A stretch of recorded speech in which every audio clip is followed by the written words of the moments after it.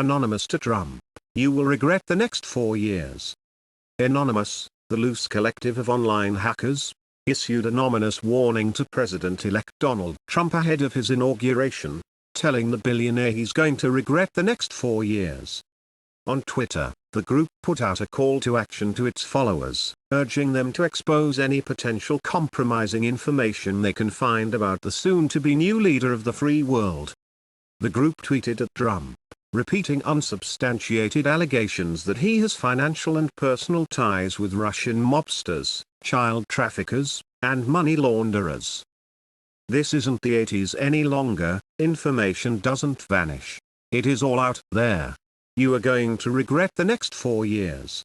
@Real Donald Trump reads a tweet from @YourAnonCentral, an account used to disseminate information amongst the hacker group. Trump, a usually trigger-happy tweeter, seems to be ignoring the threats for now. Trump has long been in anonymous crosshairs, with the group declaring war on him last year when he was a candidate for President of the United States. Related, Trump information leaked by Anonymous has been online for a while. In March, private information about Trump was leaked by hackers claiming to be a part of Anonymous, including a cell phone and social security number.